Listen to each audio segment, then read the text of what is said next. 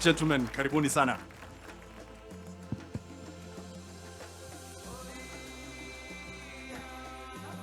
We have split this into 3 sections.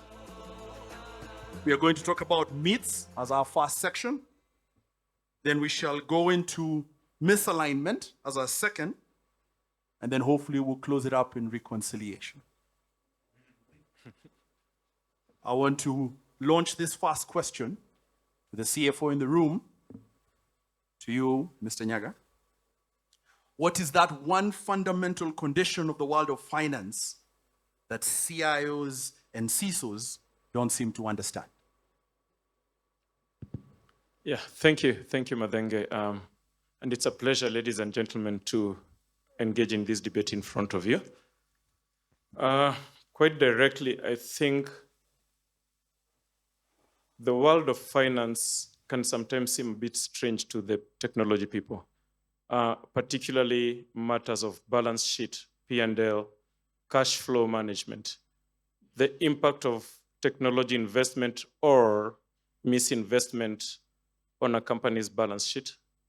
When we build up technology debt and then we come back and demand half the company's investment goes into technology to catch up, these sort of things, I think, are the primary misunderstandings between technology and finance. Excellent. Yeah. So I want to put a pin on that technology debt because I think we'll come back and address that. But I do want one of the CIOs in the room to respond to a similar question, facing the other gentleman on this side and asking them, what's the one thing you hear from CFO that doesn't seem to appreciate the reality of implementing and managing technology? To you, Bwana Musa. Thank you very much. I think I would just like to start by saying that famous statement, the views are not of this radio station or its management, but only for myself, just as a disclaimer. So I think there's always that tension between CFOs and CIOs, yeah?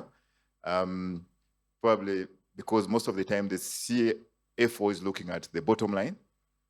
And when it comes to a listed company, it's a quarter-on-quarter kind of chasing the tail. Every quarter they have to announce something to the stock exchange. So they are trying to chase a good number, a good PAT, but the CIOs are chasing basically the long-term view. So most of the time the CFOs are telling us, can't you postpone that? Do you have to do that? And most of the time in their world, and probably it's because of our fault, they think it will be a magic wand that you can postpone and still reset the button and deliver the same thing that you had put on hold. So I think it's that understanding that when I postpone something for a good reason, and the CFO, because I want to deliver a good number at the end of the quarter, that I'm going to lose time and momentum for me to implement. I think that's the biggest disconnect, one of the biggest disconnects. Excellent. Yeah. So the CFO is worried about technology debt. The CIO is being asked to be a magician to make it work immediately, or perhaps there's some other items that doesn't quite augur very well. Mr. Igwe, when you hear about that magic wand and that expectation that you need to do it now, show the return, how does it connect with your world of managing technology, in your world of deploying technology? Thank you, moderator. As a matter of fact, let me start from your standpoint. These two entities, this divide is an obvious divide. I think this is the forum where I have to look at the CFO like we are friends. No, we are never friends. Because what you know today as a CIO, supposedly Chief Information Officer, in their view, is Chief Investment Officer. And definitely because we do a lot of investment, risk-taking, to project the business for their benefit, we don't align. And this is a drawback for business growth because we look beyond, they look at now. They manage costs. We manage investment for the growth of the business. So this is one area that we look at, and we feel, guys, you need to agree.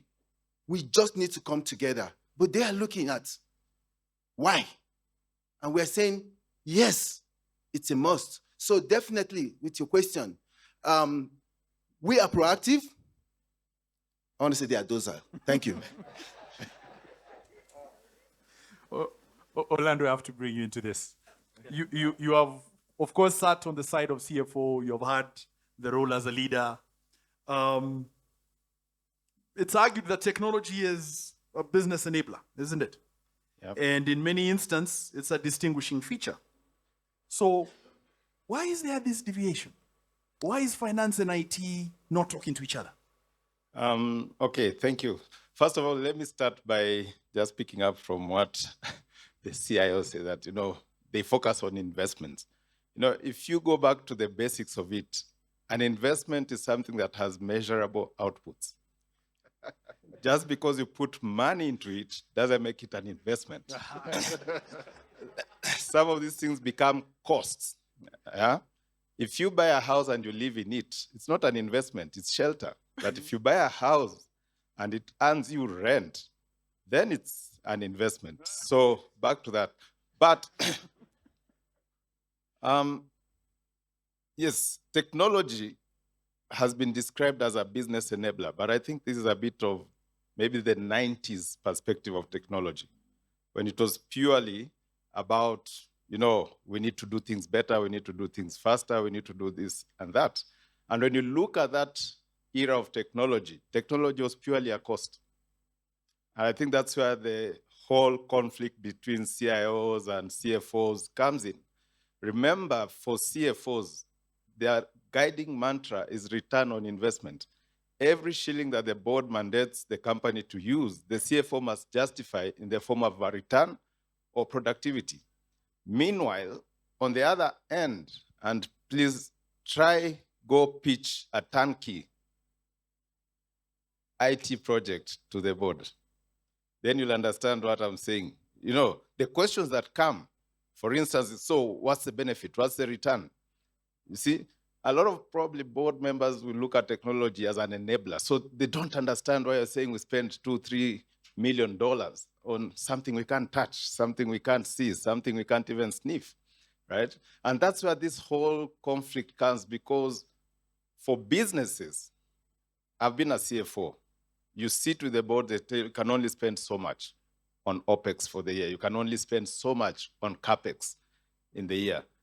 Capital expenditure, operating expenditure. What that means is that capital is finite. And when capital is finite, you have competing interests. And when you have competing interests, priorities have to come in. So whoever pitches their case best gets the capital allocation. So Stanley, you have to rebut. You have been told that if you buy a house, you're just living in it, versus it being an investment, right? And the CFO here says, no, you are not just because you're spending money is not an investment. How do you respond to that? Even if you didn't call me, I was going to address that matter. Did he say that technology looks obsolete or something? And if you buy a house, it's not an investment? Come on, all the guys in the real estate, what are they doing right now? But that's on a lesser side. My dear CFO, how were you during the COVID? How did you make progress? How did you survive your company? Look, you can't deal with, the reality is this, you can't do without a CIO for a very vibrant and viable establishment, whether government, whether corporate, or even individual. Even today's entrepreneur depends on the IT or the CIOs to ensure that things work effectively within their space.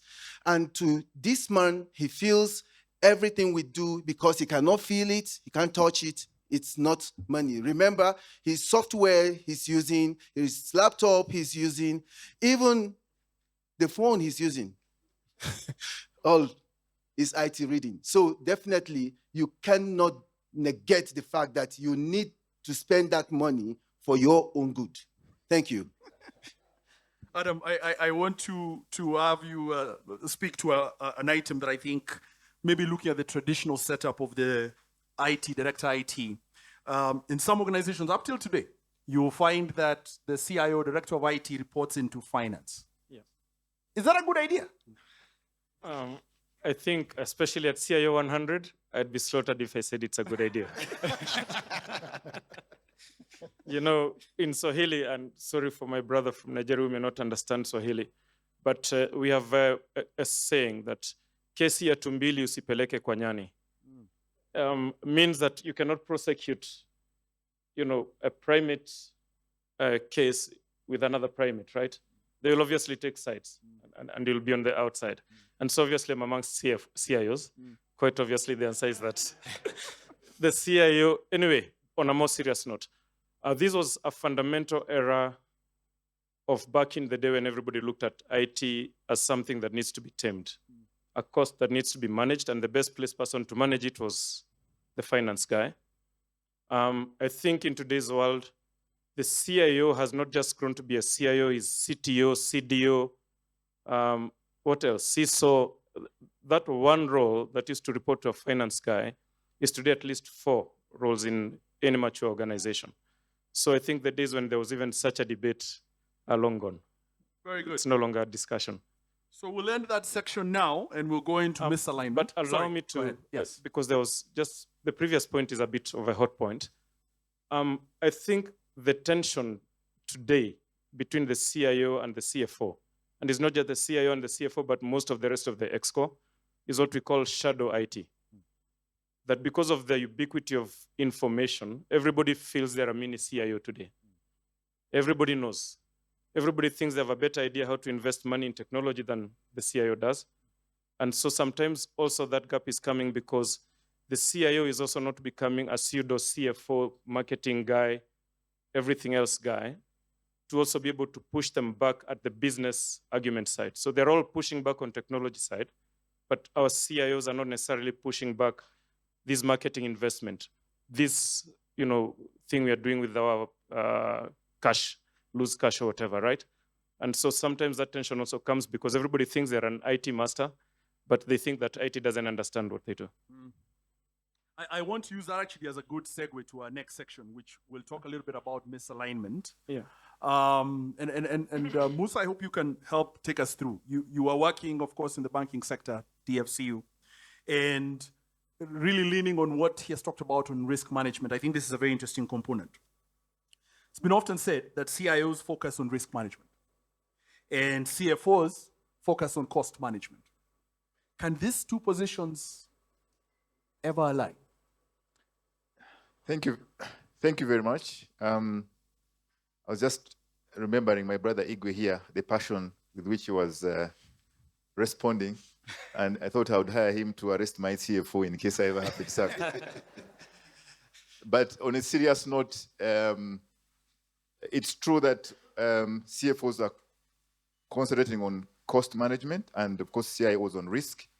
In the past, of course, the two worlds were apart.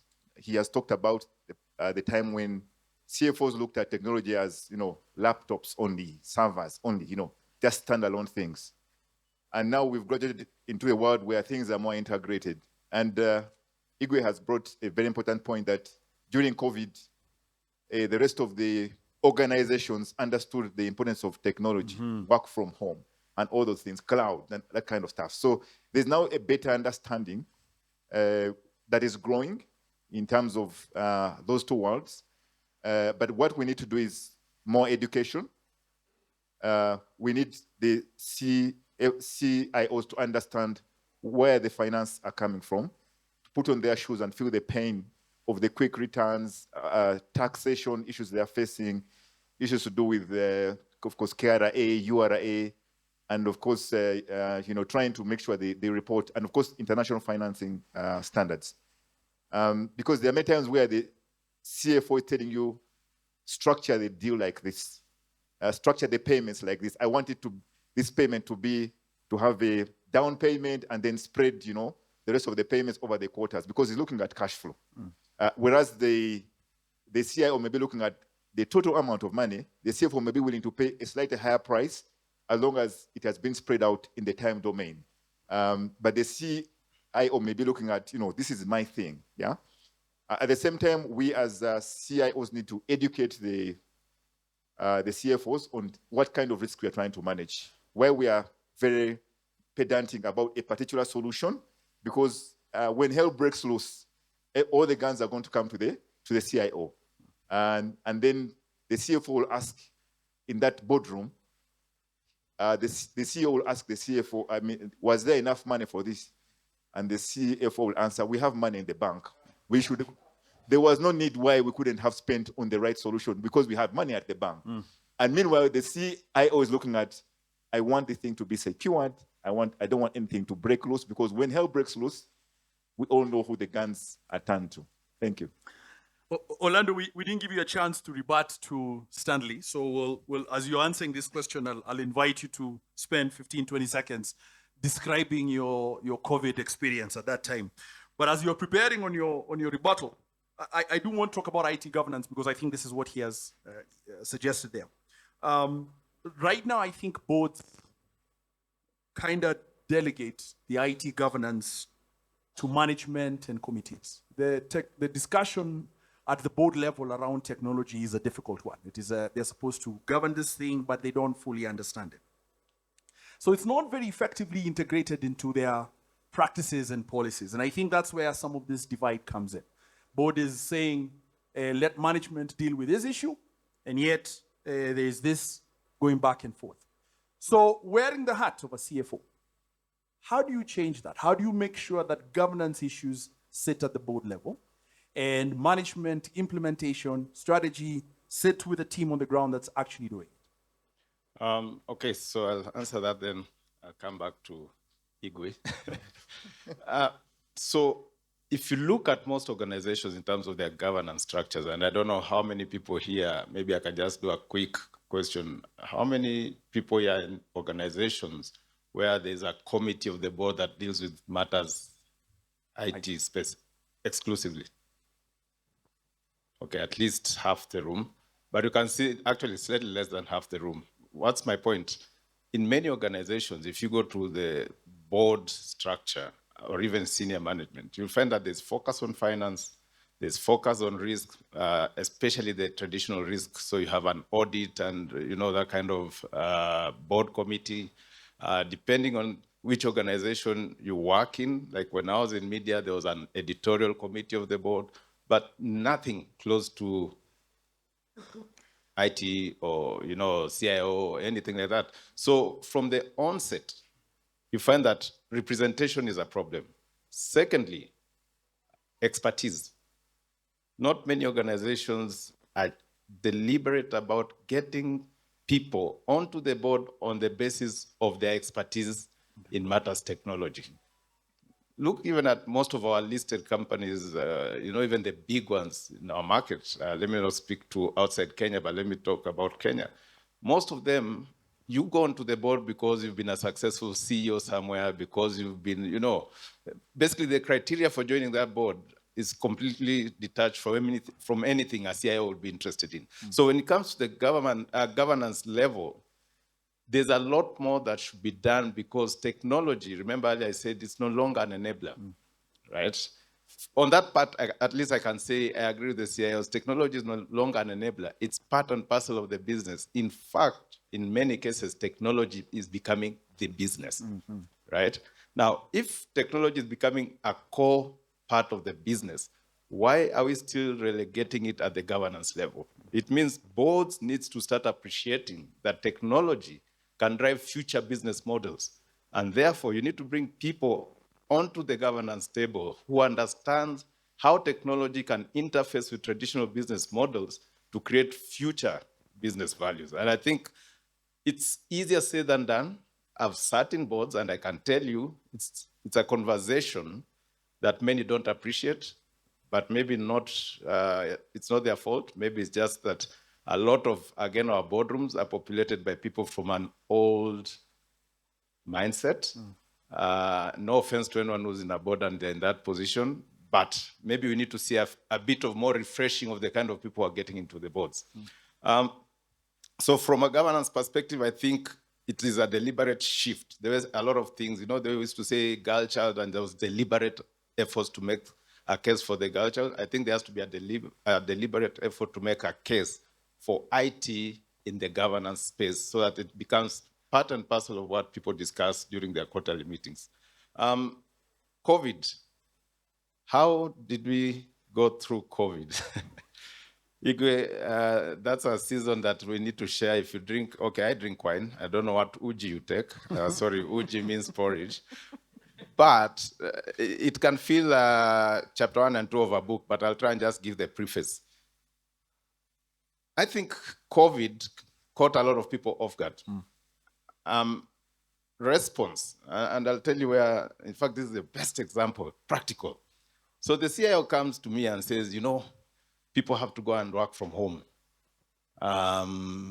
We need X amount to buy computers urgently, because now we have to deploy laptops all over the place. We have to buy dongles, everyone has to get this. So I'm listening to the guy. A mandatory shutdown has just been put in place by government, and you're talking about spending X amount to import all these computers. And I just asked one question. Do you think the supply chain has not been disrupted by COVID? Do you want to spend all this money now when you don't know the future, how it looks? And my rebuttal was, this is not the time to spend. This is the time to hold on to what you have, because you don't know how the future will look. How prophetic those words were, because we're in COVID for almost 18 months, right? And revenue by month 2 dropped about 70%. Now, the CIO will not understand that I was trying to protect the business. How did we survive?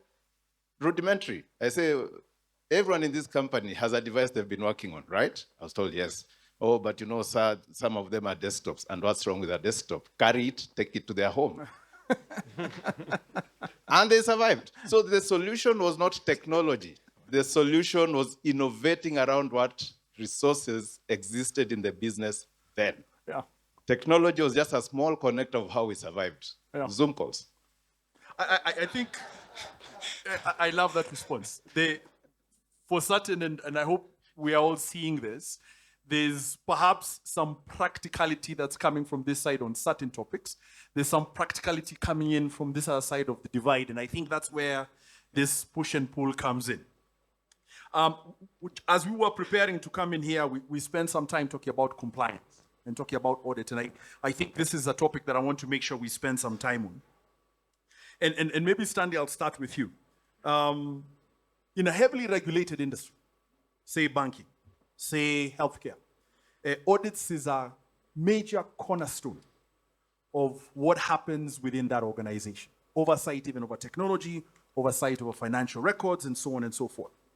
Now, when we talk about financial records, if you have records that are incorrect, don't follow compliance, our CFO friends here can go to jail, isn't it?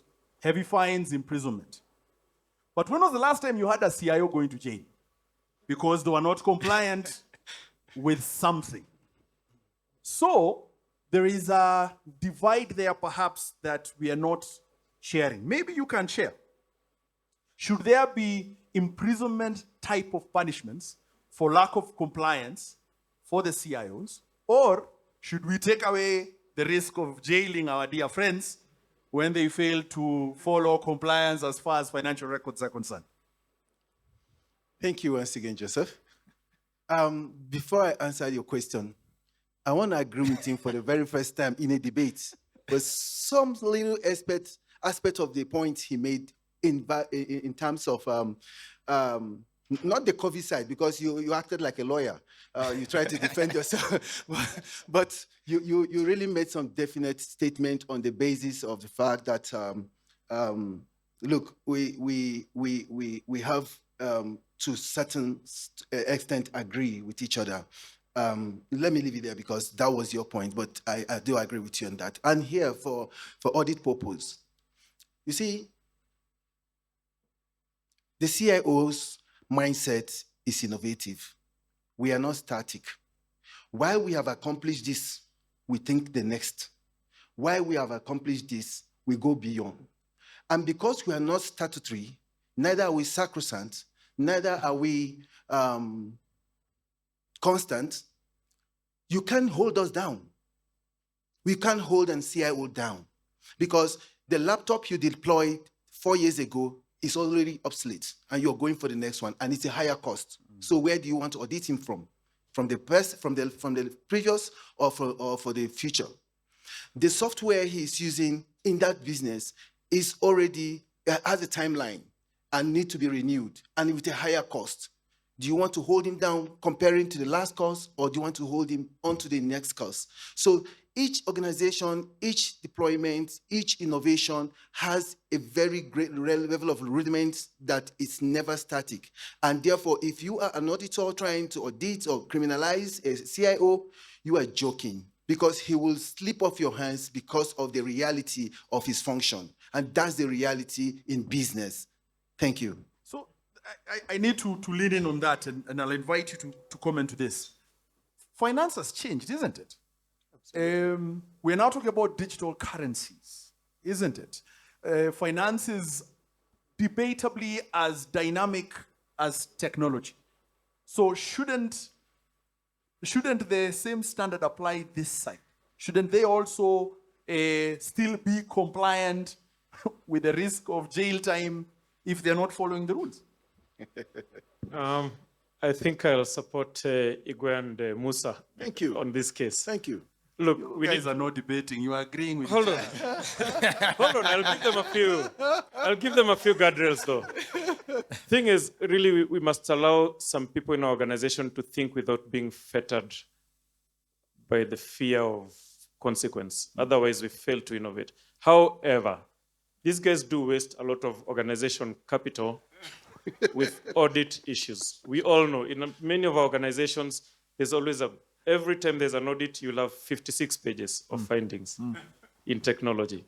And if they really spent a bit less time innovating and a bit more time tightening the bolts, maybe everybody else would save their time and do something more useful with that. And so I think it's a question of balance, really. Our technology teams focus a lot on building tech.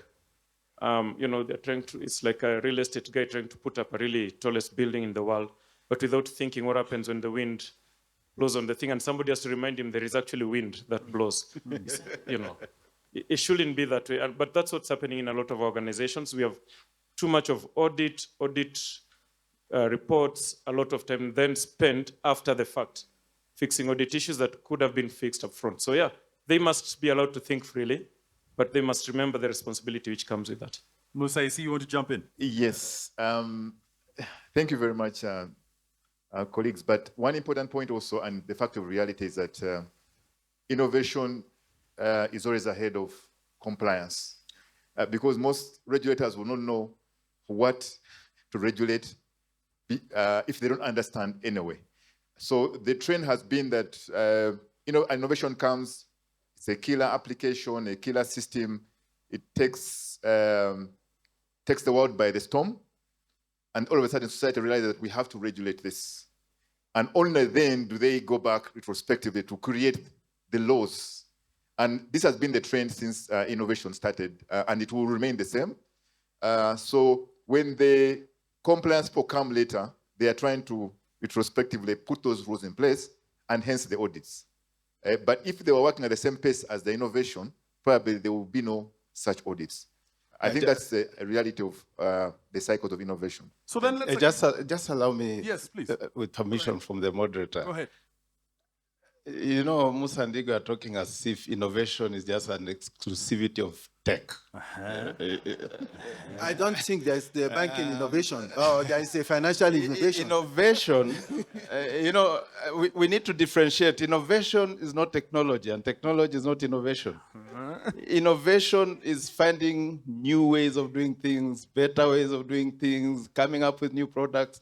And a lot of times, innovation has nothing to do with technology. Technology just comes to aid innovation. So I just wanted to make it so that it doesn't look like the rest of us are not innovative. This is interesting. This is interesting. Where is this guy coming from? Look, Look, today, I don't know where you would have been in the part of the world without CIO Africa, for instance. What else would you want to say when you're in your space in the CIO office, CFO's office, and you are all just doing your normal transactional activity? Here you are. The world is watching you. It's innovation. It was not like this. And I'm debating you. Thank you. So I want to build on that. Our CIO friends, fact of the matter, technology is expensive, very expensive to purchase, to manage, to retire, the whole nine. So how can you stand there and tell us that IT is not a cost center?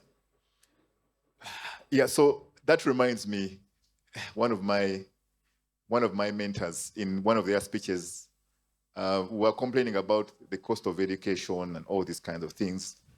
And to kill the debate, he just asked me that if education is expensive, try ignorance. Thank you. So on a serious note, there has to be a cost to do the things that we want to do. There has to be a cost for us to have this benefit. There is a cost to innovate. There's a cost to do research R&D. And they start say, all the big tech firms say, for every 100 ideas you try, one will be the killer one. I mean, all the 99, you have spent money on them. So from just the basic input of labor, tools, and all these kinds of things, there has to be a cost. And the good thing is now most of the world is liberalized, so there's competition in innovation. I think most of the world, I think via the World Trade Organization, minus the geopolitics, of China and the US. That's why I said the views expressed here are not those of CIO100. But there is competition, so there is cost management via competition at the end of the day. But for us to get the good things, there has to be a cost. It has to be expensive. Otherwise, try the alternative. I think that's what I would say. Go ahead. Just 1 minute. Thank you, Musa. You see, the most expensive investment in a human capital is intellectual. And in ICT, as a CIO, most of what we do is brain work, not buying and selling, for instance. Sorry. But because you spent a whole lot of hours, most times all through the night, coding out someone's ideas to make his life better, he doesn't know what value you have added to his work and the amount of time and energy and effort and money you have spent trying to build what will help him. And because he doesn't see those areas that happens behind the scene, and most times CIOs even work behind the scene, they think until the day they find out that, they are no more effective. Now they know that, these guys are valuable and they need it. So actually, ICT is a cost center. So I want to support them on this point because I think this one is the reality of it. IT, speaking finance language, IT struggles to show value. They struggle to show efficiency. They struggle to show return on technology deployment. This is the language that the finance guys want to hear. Value realized, growth impact to the business. Why is that? Why can't IT talk financial numbers? I'll come to you, sir. I want him to respond. Look, again, I said to you that we, as ICT team, don't look at the cost value of what will be most beneficial for the growth of the business. Because we will carry out an investment today. Again, I say we are risk takers. We do not look only for now. We look beyond now. You may spend huge at this time, but reap later because of the investment you carried out today. But these guys don't understand tomorrow. They want to know, just like Musa said, they have money in the bank and they refuse to spend it. Meanwhile, they are suffering. And we have the solution. So if you continue in that manner, we will remain docile. And there's no movement, there's no progress. And that's not technology, nor innovation. Yes. So, guys, you just have to think outside the box, like we do. So, sorry, Joseph, I think one important point also to note is that we also need to package our communication to the CFOs in a language they understand. Yeah. We need to speak their language to understand that, okay, we are spending some amount of money. How much of it is OPEX? How much of it is CAPEX? How much of it is going to be spent in Q1, Q2, Q3? How much is going to be capitalized? Because, you know, if we speak that language and they know that, okay, this is, the board is marking me on EBITDA, isn't it? So if I structure the deal with the supplier or the vendor in such a way that some of the costs are going to be mostly CAPEX, the CFO is going to be happier, because when he reads the financial IFRS rules and everything, and this is one of the most interesting things with CFOs, you give them data, they come and tell you that our EBITDA is bad, isn't it? Then 3 months later, they'll come and say, there has been a new interpretation of the IFRS rules. Actually, the deal is good, but nothing has changed on the IT side. Yeah? Yeah, because I've been in that situation whereby they'll tell you, okay, as long as you classify this as maintenance CAPEX, we are much better. Nothing has changed on the IT side. So they can have their creative ways to make things better. We will provide the information. All we need to do is to package the information in the language they understand to consume, and all will be well. Thank you. We need to come to a close. I'll give you gentlemen the last word. I'll start with you, Mr. Adam Nyaga. Yeah, my advice back to the CIOs on this point. Number one, I think many CIOs, because of that gap of technology versus business, probably need to hire a business analyst who sits right under their nose, who is able to do the data, the numbers, the marketing pitch, able to project, and able to communicate, package something for them to take to the ExCo and to the board. And that might help to bridge, number one. Number two, I think innovation must not be seen as technology, not technical. It's not the engineers only. That's only one aspect of innovation. One of the biggest, and because like Leomu said earlier, today tech is the business in many organizations. One of the best financial innovations is to see how you can provide the same level of technology advancement, but at a far lower cost, in a smarter way. So it's the same technology, but do I have to build it myself? Can I not source it from elsewhere? Can we not share with my competitor? Because there are some of the things. Today, if you look at the world of AI, we just had in the keynote yesterday, day before yesterday, or yesterday, 75% of all AI projects are dumb. Nothing is coming out. Only 25% of something useful. But perhaps the 25% is enough value to cover for the lost 75. Yeah. No worries. So recently I was at Huawei Summit, and I saw the sort of compute capacity they're building in AI. And they said, I asked one of the guys, is this something we can take to Africa? Can we take it to Kenya? They said, there isn't 10% demand for that kind of AI compute capacity in the entire African continent. Not a single customer can afford it. Perhaps if all the banks in Kenya, in East Africa came together, they can afford it. But no, everybody wants to buy their own little thing. So innovation is not necessarily the technology. It is perhaps how we acquire it or how we use it. Thank you. Orlando, final word, please. All right, sips water first. My first word of advice to our CIOs is that stop recommending a Ferrari as a family car for a family of 6. We need to be practical when you're giving our recommendations. Secondly, Ferrari is fast. Ferrari is the fastest, so you need to move. Fast is not a solution. Secondly, I believe that for all CIOs, it's important to understand that everything should be measurable. You know, what you can't measure, you can't manage. So even if you're presenting a case for this investment on the other, everything about it must be measurable. Because then that makes it easier for the CFO and for the CEO and for the board to jump onto that. But a lot of CIOs bring you those architectural schematics that show you that you have ready kilowatt and then monitors all over the place. And you know, a lot of people don't understand that. So everything should be measurable. If you say you're talking about efficiency, even in physics, I remember efficiency had a formula. I think it was useful power output over total power input. Keyword, useful. So if you're going to measure efficiency, for instance, as a return, what use is coming out of that efficiency? That's the value. So find ways of translating those technical goals into measurable KPIs and dollar values. And I don't think any CFO will refuse to support a CIO. Sorry, I need to bring this to a close. Thank you so much for bringing your expertise. Let's join me in appreciating them. Thank you so much.